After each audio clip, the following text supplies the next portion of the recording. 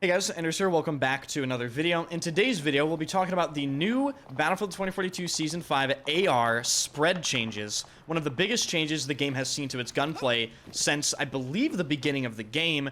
And there's been a mixed reaction to this change. Some people are saying, oh my god, the entire AR category is completely ruined. Oh my god. Other people are saying, you know, it didn't do anything. And so it's just a very mixed reaction. And what I'm going to be doing in this video is I'm going to be showing you guys the differences between some of the ARs and their spread, how it is, and I'm going to be giving some opinions and even some suggestions for DICE in this video, although I don't anticipate that DICE will watch this video, nor do I anticipate that they will actually value anything that I have to say. Now, if you don't know what they did to the AR spread, they have increased it by an average of 15 to 20%. And you reach the max amount of spread your gun can have in 15 rounds of sustained full auto fire. If you remember in Battlefield 3 and 4, you would burst fire to regain spread and accuracy and all that stuff. And let's just test things, right? So I'm gonna go to 50 meters. I'm using the RM68 because this is a great example to show you guys the difference. Everyone knows the RM68 is insane. Most overpowered gun in Battlefield 2042 right now. It could kill people easily up to 100 meters. Like, I would have no problem shooting at someone that's over there. And I'm just going to shoot full auto at this wall, and you guys will see the difference in spread. I'm not going to burst fire. I'm not going to do anything. So let's just shoot at this wall. Let's shoot at it one more time. Let's go over here and look at it. As you can guys see, I did a test one just to see if this would actually work. Significant accuracy difference. Significant. Now, let's go back and burst fire. And this is the first problem with this change, in my opinion. I completely understand what DICE is trying to do here. They're trying to reel in the effective ranges of some of these super accurate weapons in the game. And that's totally fine. I have personally asked for them to do that myself. The problem is, I think Battlefield 2042 as a game is just one of those games that you're going to have a higher average engagement distance. And I think when it comes to bursting, it just feels like garbage. And I'll show you right now. And I think it's bugged. Like, did you see that? I was clearly bursting. And it's the same. I'm going to do that again. But as you can see, there's something very weird going on with spread. And by the way, if you kill someone within like your first 5 or 6 shots, like I just did right there, it's not gonna matter that much.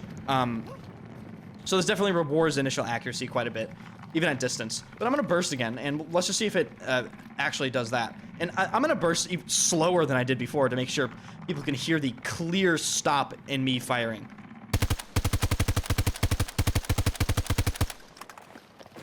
Now, even then, I really feel as though that is the same or barely better. And I don't really know what the problem with that is, to be honest with you. That could be a bug, but if they want to make bursting more prevalent in the gunplay of this game, they have to make bursting actually work. I'm gonna do it one more time just to make sure I'm not crazy.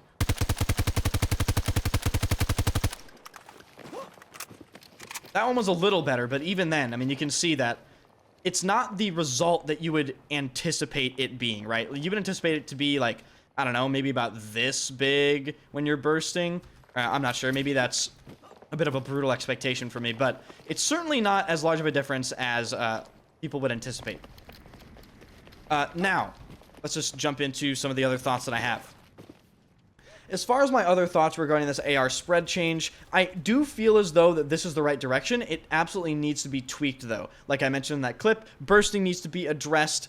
And, of course, if you hit your initial shots, I'd say maybe the first 1 to 7 shots of your magazine, it's not going to matter, especially in that 50 to 60 meter distance. But effectiveness at 70 plus meters is absolutely noticeably worse, and that is their intention with this update. And I believe that is the correct intention from DICE.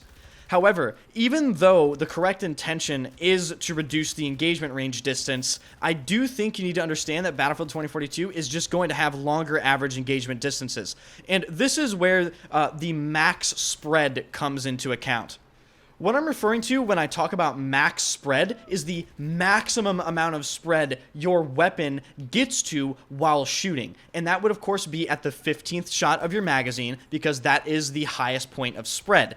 What they need to do is they need to lower that by about 10 to maybe even 20%, so you can still full auto people out to, say, a bit of a longer distance, but you still have to burst at maybe 80 or 90 or 100 meters in order to accurately hit your target at least a couple times consecutively. Another massive thing that I think they absolutely need to look at, that I think almost nobody in the Battlefield community knows that plays Battlefield 2042, is a mechanic that is hidden in the game itself called initial recoil multipliers, and Simthic has a great explanation of it on sim.gg.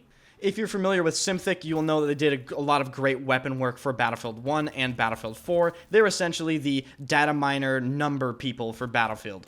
If we go on sim.gg here and we take a look at the initial recoil multiplier explanation, it says, Battlefield 2042 has introduced an additional recoil system to be called initial recoil multipliers, or IRMs. IRM, when present, provides a set of multipliers to be applied in order to an amount of rounds fired from a weapon equal to the amount of multipliers provided. IRM can be applied to both HREC and VREC, and by HREC and VREC they mean horizontal recoil and vertical recoil. They then go on to explain how this actually functions. For example, say IRM provides a weapon with the recoil values of 0.5 up, 0.15 left, 0.2 right, and the multipliers of, and then they list the multipliers for vertical recoil and horizontal recoil. Then they list the resulting recoil for the first 5 shots of the weapon. Under this lies the most important part of IRMs and why it's relevant to this conversation.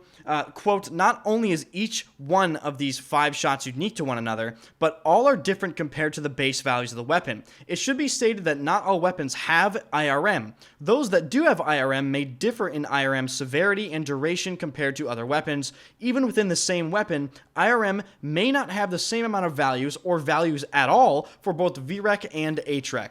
The reason why I believe this is relevant to why burst firing feels so bad in Battlefield 2042 is I think every single time you burst fire, you're resetting and you're going through these initial recoil multipliers. So in order for bursting to feel normal, as we expect it to feel like in Battlefield 3 and Battlefield 4, I think you actually have to completely remove this system from the game or tweak it heavily.